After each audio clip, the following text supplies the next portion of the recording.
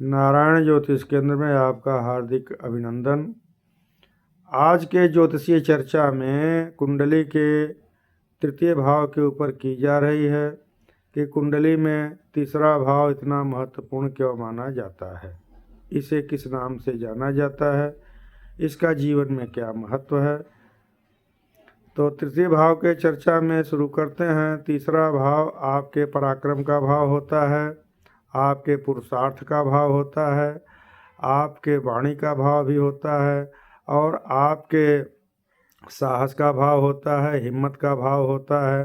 शरीर के क्षेत्र में देखा जाए तो यह गला से नीचे और सीने तक के भाग का अध्ययन करता है। यह फेफड़े श्वसन क्रिया को भी देखने के लिए तीसरी भाव से अध्ययन किया जाता है। अतः कुंडली का तीसरा भाव बहुत ही महत्वपूर्ण माना गया है। तीसरे भाव में यदि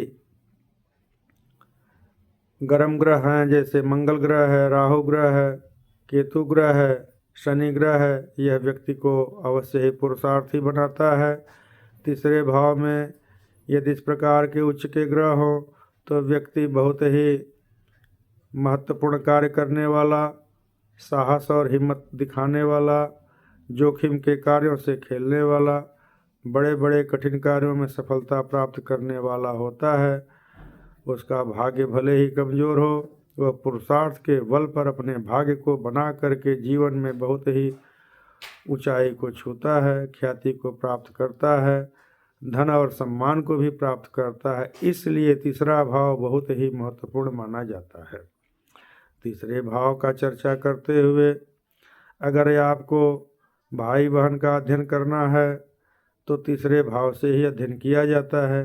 तीसरा भाव आपके कार्य क्षेत्र में चार चांद लगाने वाला होता है। इसलिए तीसरे भाव में यदि कोई ग्रह स्वगृही हो, उच्च का हो और शुभ ग्रह वाला दृष्टि हो तो ऐसे व्यक्ति अपने ही कार्य से काफ़ी ऊंचा उठते हैं तथा इनके कार्य करने की पद्धति और शैली एक अलग प्रकार की होती है। यह किसी के बनाए हुए मार्ग पर नहीं चलते हैं, यह अपना मार्ग स्वयं ही प्रशस्त कर लेते हैं और अपने नई खोज के द्वारा, नए क्रिया के द्वारा, नए तकनीकी के द्वारा यह आगे बढ़ते हैं और समाज में एक अलग प्रकार के व्यक्ति जाने जाते हैं।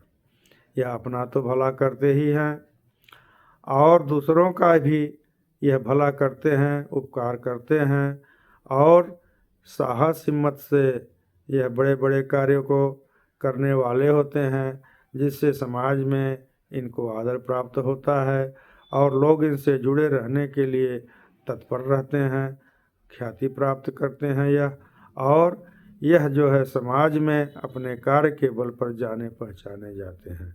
अतः तीसरा भाव का जितना वर्णन किया जाए उतना कम है। तीसरा भाव बहुत ही महत्वपूर्ण है, इसलिए तृतीय भाव की चर्चा ज्योतिष में फलित के अनुसार पहले कर लेनी चाहिए, इसका विश्लेषण कर लेना चाहिए, तब ही कुंडली का फलित करने में बहुत ही आसान होता है। बहुत बहुत धन्यवाद।